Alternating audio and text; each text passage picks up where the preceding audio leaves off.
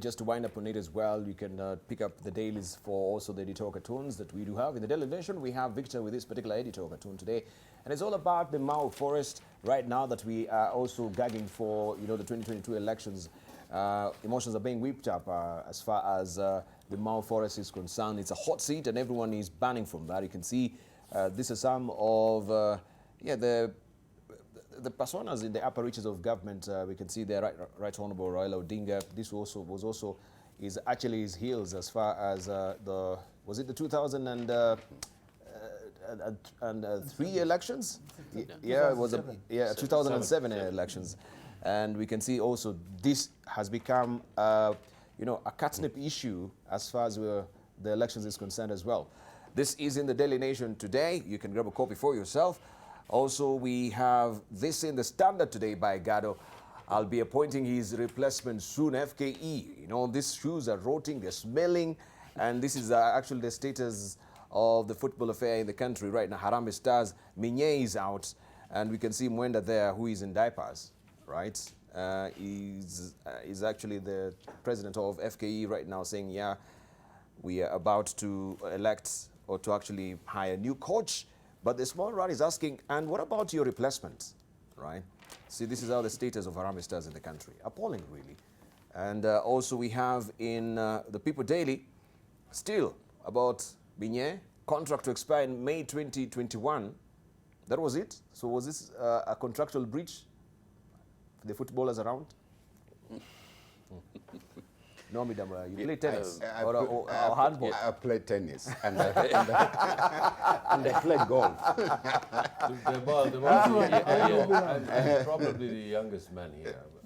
Maybe he's going to challenge me, but I can tell you that we have, since I was a little boy, when my father used to take me to the stadium to go and watch Gor Mahia and AFC, it used to be called Abaluya Football Club then, now it's called AFC Leopards. The state of football has been in shambles. Yes. I've not heard of at any time in the sports section or in the national news where Kenyan football has been doing something good. I think that probably there's a new cabinet secretary for sports now, a quiet diplomat who likes to get things done, but walks quietly but carries a heavy stick. Yes. We shall see how Madam Amina Mohammed does with the football players of this country. It's going to show if she has political acumen. It's going to show if she can tackle these kinds of jobs and not only specific jobs that she's been trained for. I probably think that she's going to do a good job there. I hope she does. But it's going to be a tough. If the five of us walked into a Harambee Stars meeting, it's going to be a ruckus. Right. So I really hope we do better. Even as we're discussing diplomacy, and I think that was one of the pillars that was missing from the Kenyan foreign affairs or Kenya foreign policy. Yeah. We have the peace economic the peace diplomacy pillar. We have the economic diplomacy pillar. Yeah. What about the sports?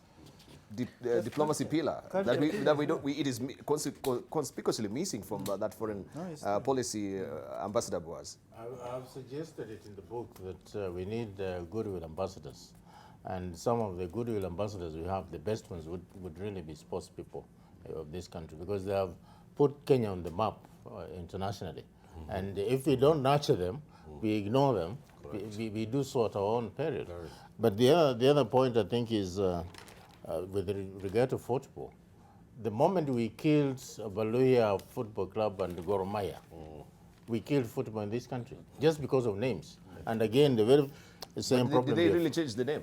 Is it still Abaluya Football Club? AFC is Abaluya Football Club, yeah. But it's not pronounced. It is not pronounced. It's not pronounced. So that sense of identity is not there. But that would have been a positive angle of ethnic identity in a way, because it actually galvanized a lot of people into watching football matches. Right now, everybody's watching English Premier League. Premier League. Yeah. No, my number was the goalkeeper of Gor Mahia at some point. Oh, he was there?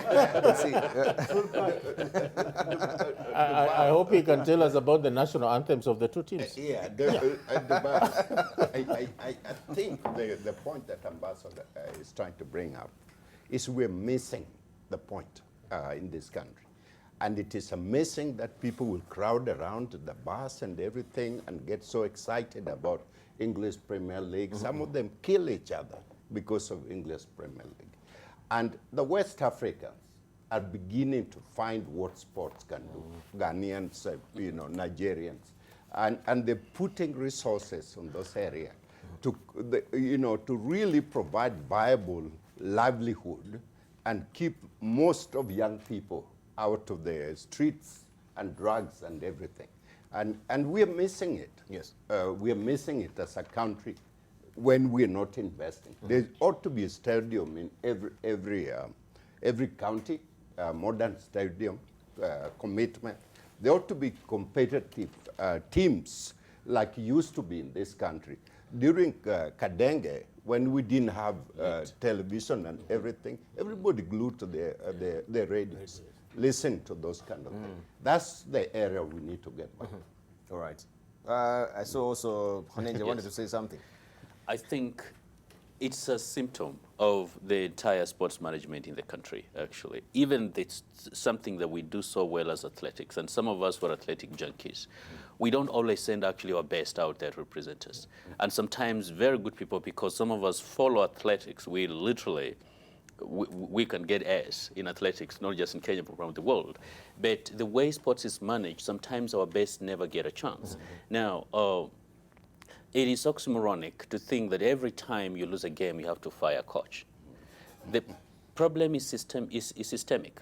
And unless we fix that, it's going to be a challenge. Number one, well, this guy, we might not have won the Africa Cup of Nations, but well, number one, we got there in the first place.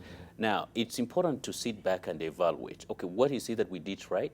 What is it that we can actually do better? And previously, what is it that has been preventing us from making any progress?